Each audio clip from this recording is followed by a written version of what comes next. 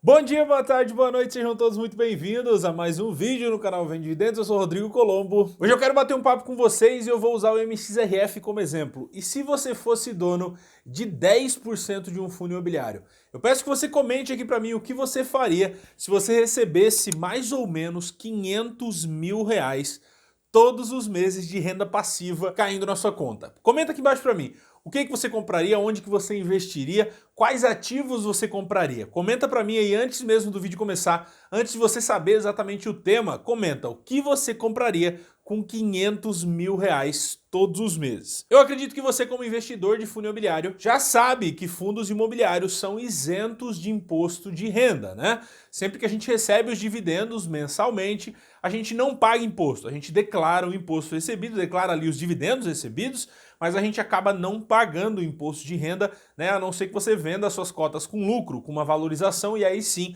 você vai pagar 20% desse lucro recebido. Mas hoje eu quero falar sobre os dividendos. Você sabia que se você tem mais de 10% das cotas de um fundo imobiliário, você tem que pagar imposto sobre isso? A isenção ela só funciona para quem tem menos de 10% das cotas de um fundo imobiliário. As regras elas são imputadas, né, para os fundos e para os investidores. Então existem 3 regras que um fundo imobiliário precisa seguir e que o investidor também precisa seguir para que ele então seja isento de imposto de renda. E as 3 regras são: ter cotas negociadas exclusivamente em bolsa ou mercado de balcão organizado, ter no mínimo 50 cotistas e o cotista beneficiado com a isenção não deve ser dono de mais de 10% das cotas. Ou seja, as 2 primeiras regras são regras para o fundo e essa última terceira regra é uma regra exclusivamente para o investidor. Se ele tiver acima de 10% das cotas de um fundo imobiliário, então sim, ele não será isento do imposto e ele terá que pagar o imposto sobre o dividendo recebido. Então, se você tem 10% de um fundo imobiliário e não sabia disso,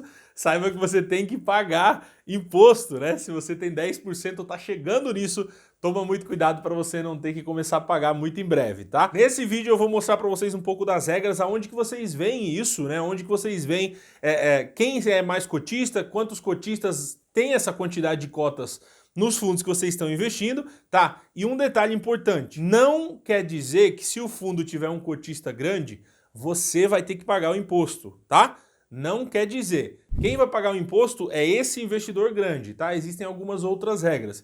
Então, Rodrigo, eu vi lá o fundo que eu tenho, tem um investidor com 60%. Fique em paz que você não tem que pagar nada. Aquele cara vai ter que pagar, mas você não. A gente vai falar um pouquinho mais sobre isso e eu também vou usar o exemplo do MXRF, calcular por cima do MXRF quanto que o MXRF pagaria para o investidor que tivesse pelo menos 10% das suas cotas. E agora, para explicar para vocês como que vocês olham, né, quando um fundo tem ou não cotistas em maiores quantidades, eu vou mostrar para vocês aqui alguns informes. Todos os fundos imobiliários têm que entregar informes mensais, trimestrais e anuais, tá? São documentos que você consegue encontrar nos sites de fundos imobiliários, aí FIIs, Clube FI, Mundo FI, Funds Explorer, qualquer um desses sites você consegue encontrar os informes. Os informes mensais falam sobre os resultados do mês, tá? Os dados financeiros, o PVP atualizado e a quantidade de cotas e tudo mais. Os trimestrais, os informes trimestrais, eles trazem resultados de contratos e porcentagem dos imóveis, porcentagem dos aluguéis por imóveis e essa linha, né? A base, então, o básico do informe trimestral são os imóveis. E os informes anuais, eles trazem um resumo do ano, tá? Trazem contatos de administradores, valorização dos imóveis, no quesito preço do imóvel, valor do imóvel, e também a quantidade de cotistas com porcentagens maiores, tá? Quando você abre o informe anual, você consegue já ver informações como as empresas que prestam serviços para o fundo, como gestor, custodiante, formador de mercado, os contatos dessas pessoas, né? Exatamente, se você precisa dessas informações para imposto de renda, por exemplo, você consegue no informe anual. Descendo um pouco mais, você vai ver os investimentos do fundo. Todo investimento está ali, imóvel, terreno, CRIs, outros fundos imobiliários, tudo que o fundo imobiliário investe está nessa parte. Descendo ainda mais, você vai ver o valor dos imóveis, tá? É aqui que a gente vê a atualização dos preços dos imóveis de ano para ano. É aqui que o valor patrimonial do fundo aumenta com a valorização dos ativos. E só dando um adendo, só deixando um parênteses aqui. O valor de patrimônio dos imóveis, né, dos fundos, são atualizados uma vez por ano no informe anual. Então, todo informe anual você consegue ver nessa parte de valorização se os imóveis valorizaram ou desvalorizaram. Isso vai refletir totalmente lá no PVP, né, no valor patrimonial por cota que você tem lá. E por isso até que a gente disse que é um pouco defasado, porque é só uma vez por ano, né? Uma empresa é contratada para ir lá e dizer, olha, esse imóvel aqui vale 100 milhões, antes era 80, então quer dizer que o valor patrimonial do fundo aumentou em 20 milhões, então é basicamente assim que funciona. Descendo mais um pouco, então, você vai ver a distribuição dos cotistas, e é aqui que a gente vê quantos investidores têm mais de 10% do fundo. Um exemplo que a gente está usando aqui, que a gente está mostrando para vocês, é o Bresco. No Bresco, por exemplo, a gente consegue ver que 47,9% das cotas estão com investidores que têm menos de 5% das cotas de cada um, né? Sendo 23% pessoas físicas e 24% pessoas jurídicas. 3 pessoas entre 5% e 10% de cotas, com um total de 3,1 milhões de cotas para os 3, tá? Então 3 pessoas têm aí 3 milhões de cotas, basicamente uma média de 1 milhão de cotas para cada um. E 25% do fundo na mão deles, tá?